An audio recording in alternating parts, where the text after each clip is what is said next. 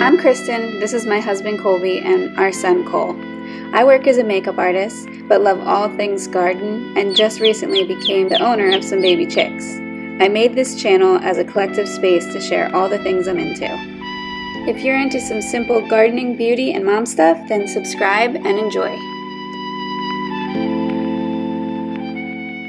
Hey guys, so we've had chickens for a week now, actually exactly a week. It's Tuesday, we got them last Tuesday, and I'm going to tell you everything I've learned in 1 week with baby chicks. Let's just dive right in. They are very, very cold and they can easily freeze when they're babies.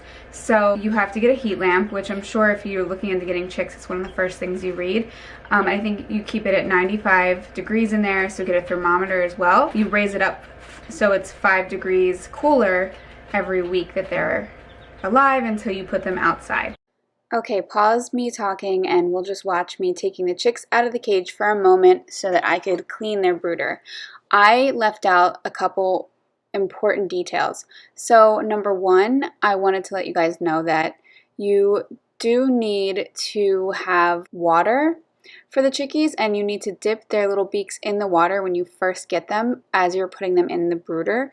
That's how you show them where the water is. I also put a little cup of water just to make sure they were able to get a drink, and then I took it out when I wasn't watching them and never put it back in because they can easily drown in it.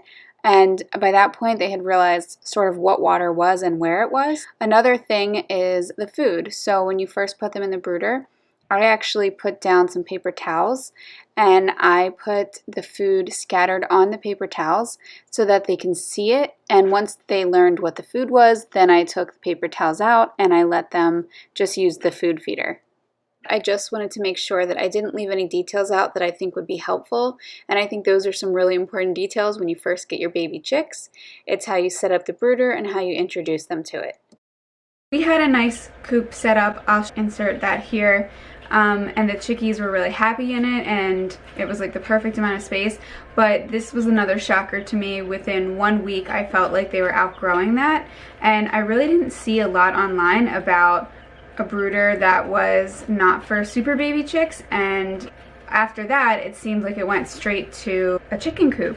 So yeah, we didn't have a lot of ideas, and the idea of like having them all crammed in a small space just didn't sit well with me. So we ended up last night building a bigger brooder, which I'll show you. And even with this, I think that we might, as they're older and growing so quickly, we might have to make it bigger and bigger again. I have to change their water twice a day. They like to kick, like that's a chicken trait, and I would say like within the first week they're starting to like pick up or dig up like as if they're kind of looking for bugs in the wild, and they put all of the shavings into the water. So you can elevate it, but then I'm a little bit nervous that it would fall on them if they jump. So I don't know, I have it slightly elevated, but it still gets very dirty. So I take it and I clean it in the morning, and then I clean it usually at night too. And then if I see throughout the day it just looks really dirty, then I'll clean it again. Another thing, so when we first got our chicks, one of them had something called pasty butt. Pasty butt is basically where a lot of times it comes from stress or too hot or too cold, and our chicks were shipped to us. So I'm sure there was a little bit of stress put on her, and she's the smallest one. Her name's Lady Lavender.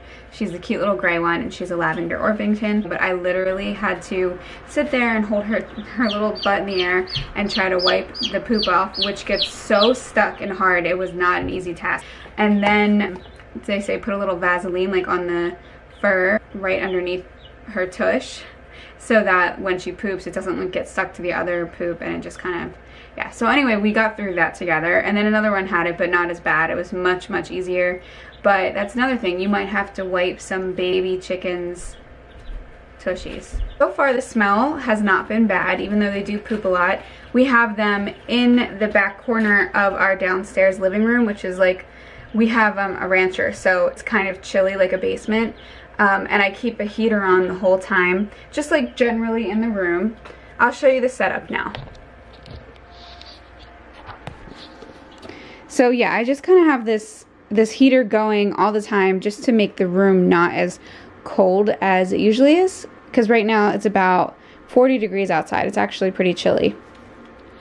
And this is what my husband just recently built. So this is the back, this is our living room, and I've been using this table just to keep chick supplies on, and then this whole back corner is for the chickens.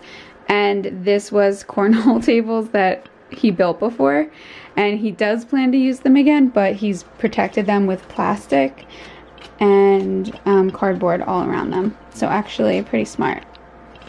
And then he had, this is just like some plywood, which he plans to kind of to move this out eventually if we need to get more space for them to grow.